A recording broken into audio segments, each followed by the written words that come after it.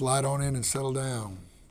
This is Oh Yeah Disc Golf, where groovy vibes and funky lines and always having good times. Welcome to the show. Oh yeah, this is Joey, your 870s rated MA3. Hope everybody's having a wonderful day. Hopefully you're staying warm. I know in the central Texas area we are having some snow. Wintry mix is what they say coming in this weekend, so I don't think there's going to be much flinging of the frisbees this weekend, at least for me. Some of the hardcore guys, maybe. That's not me. My behind's going to be huddled up, maybe watching something, maybe working on some putts inside, something like that.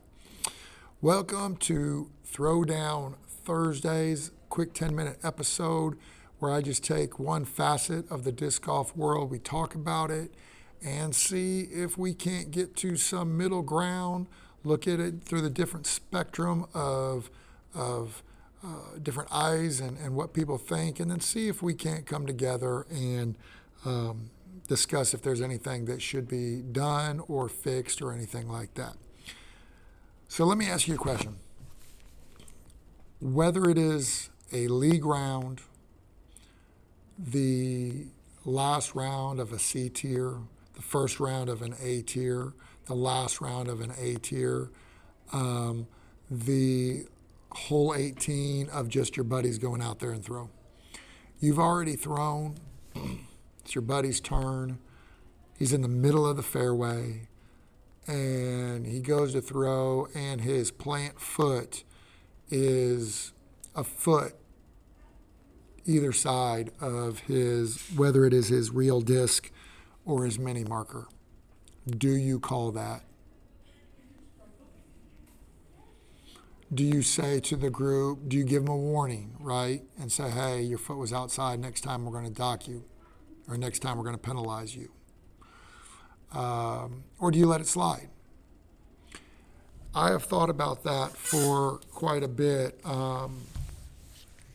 And to be honest, I am on both sides of the fence on this, and let me explain why. First off, 99.9% of the time when I'm out there throwing, whether it is a league round, whether it is a C tier to an A tier. I've never played in a major, so obviously that might be a little bit different, but I've played in some high-end A tiers, still in MA3. Where do you draw the line? Right? I guess the better question is, are you that guy? Because we all know what I'm talking about right here. We all know sometimes you get in a group, and this has nothing to do with age. It has nothing to do with classification. Sometimes you get in a foursome, and you got one guy that it is to the T, by the book, lets you know from hole one if you are 3 inches behind your marker or 3 inches to the right of your marker. So what are we doing about that? Are you that guy?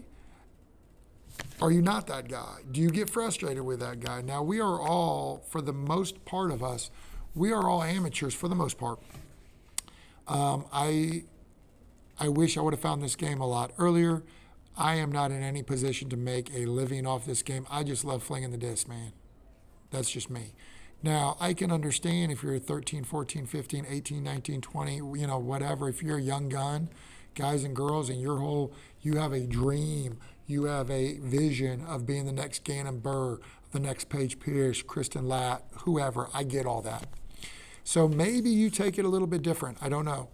But I would say for the majority of us, for the vast majority of us, we are not in that boat.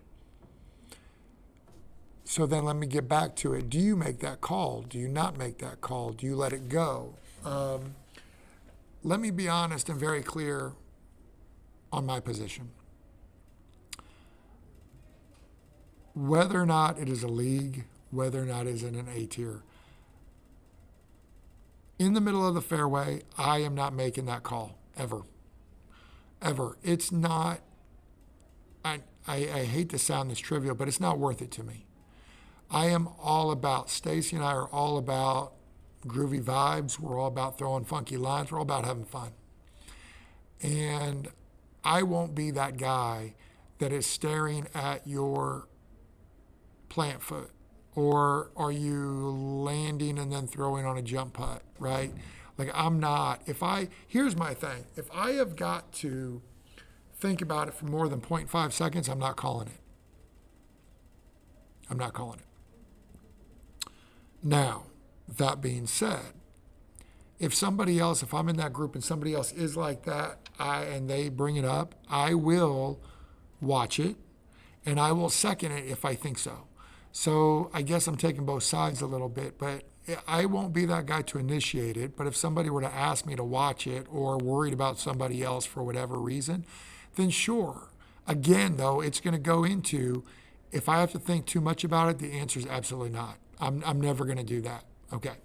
Now, that's in the middle of the fairway, right? What happens